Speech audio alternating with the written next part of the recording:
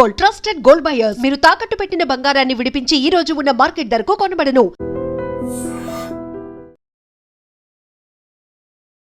నమస్తే, welcome to I dream talking point with కవిత.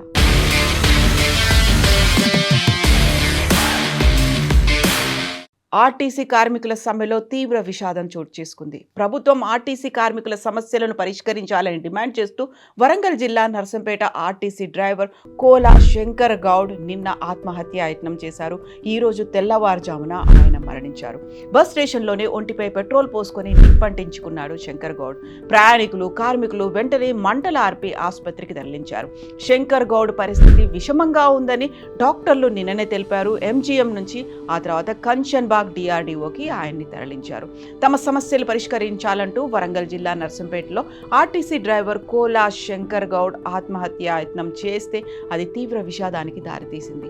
ఆత్మహత్యాయత్నం చేసిన Narsampet RTC driver Shankar Goud ఈ రోజు ఉదయం 2:30 గంటల సమయంలో తుది శ్వాస విడిచారు.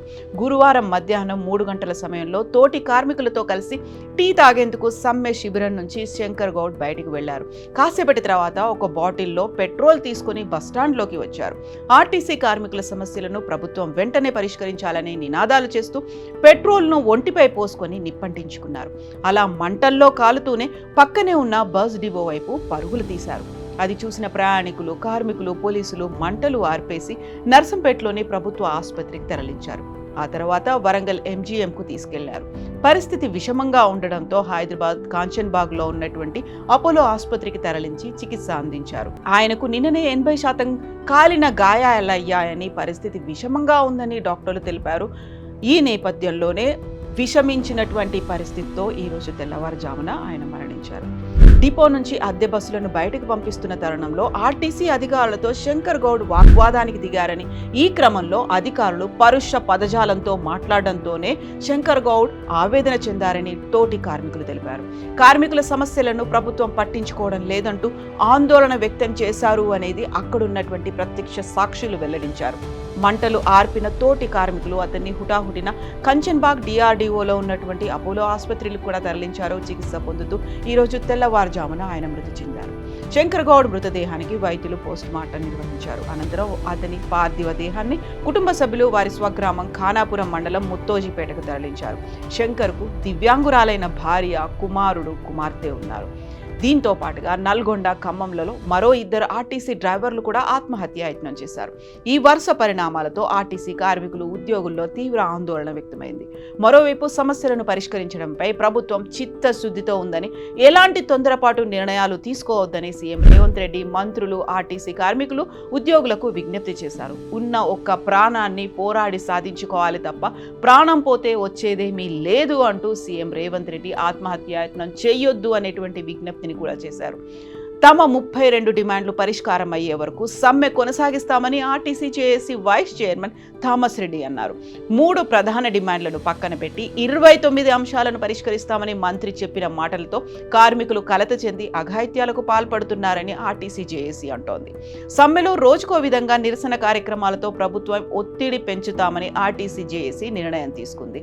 ఈ రోజు బస్ డిపోల ఎదుట మౌన ప్రదర్శనలు నిర్వహిస్తామని జేఏసీ అనౌన్స్ చేసింది. తర్వాత వరుసగా వంట వార్పు, కార్మిక కవాత్, 27 ఎమ్మెల్సీలు, ఎమ్మెల్యేలు, ఎంపీలు, ఇతర ప్రజాప్రతినిధులకు వినతి పత్రాల సమర్పణ, 28 మహిళా కార్మికుల బతుకమ్మ, 29 డిపోల ముందు అర్ధనగ్న ప్రదర్శనలు నిర్వహించాలని నిర్ణయించామని ఆర్టీసీ జేఏసీ థామస్ రెడ్డి వెల్లడించారు. కాంగ్రెస్ మేనిఫెస్టోలో పెట్టిన హామీలను అమలు చేయాలనే డిమాండ్ చేస్తున్నామని టీఎంయూ మాజీ అధ్యక్షుడు అశ్వత్థామరెడ్డి స్పష్టం చేశారు. ఈ నేపథ్యంలోనే ఈ మరణించినటువంటి శంకర్ గౌడ్ దగ్గరికి వివిధ పార్టీలకు చెందినటువంటి నేతలు వెళ్తున్నారు, పరామర్శలు కొనసాగుతున్నాయి. ఎట్ ద సేమ్ టైం ప్రభుత్వం నిర్లక్ష్యపూరితంగా వ్యవహరించడం వల్లే ఆర్టీసీ కార్మికులు అఘాయిత్యాలకు పాల్పడుతున్నారు, సమ్మె కొనసాగుతుంది అనేది వినిపిస్తోంది. కార్మికులు సమ్మె స్టార్ట్ అయ్యి 3వ రోజు. ఈ నేపథ్యంలోనే ప్రయాణికులు తీవ్రమైనటువంటి ఇక్కట్లు కూడా పడుతున్నారు. తమ న్యాయమైనటువంటి డిమాండ్లను ప్రభుత్వం నెరవేర్చడంలో విఫలమైంది అనేటువంటి మాట ఆర్టీసీ కార్మికుల నుంచి వస్తుంటే, ప్రతిపక్షాలు, అందులో కూడా బీఆర్ఎస్, బీజేపీ ఇప్పుడు ప్రభుత్వం మీదే తీవ్ర స్థాయిలో విమర్శలు చేస్తున్నాయి. ఆర్టీసీ కార్మికుల సమ్మె ఎప్పటికి పరిష్కారం అవుతుంది? ఏం జరుగుతోంది? ఎక్కడ చిత్తశుద్ధి అనేది లోపించింది? మీరేమనుకుంటున్నారో కామెంట్స్ రూపంలో తెలియజేయండి. And for more videos, Please subscribe to iDream. Please subscribe to iDream. Please subscribe iDreams. And please subscribe to iDream. For more videos, subscribe to iDream. Please like, share and subscribe to the channel. Congratulations, iDream. subscribe to iDream. Subscribe to iDream. so subscribe to iDream Media. iDream team అందరికి huge congratulations. Please subscribe iDream Media. Please subscribe to iDream. Subscribe iDream. Please subscribe to iDream. iDream అంటే నా కళల ఛానల్ను subscribe చేసుకున్న నోరు తిరుగుతలేదు, మీరైతే గంట గుర్తు కొట్టండి. For more such videos, please subscribe to iDream. Subscribe to iDream. Please subscribe to iDream. Please subscribe iDream Media. Please do subscribe to iDream. Please subscribe to iDream Media. For best entertainment and information, please subscribe iDream. And don't forget to subscribe to iDream.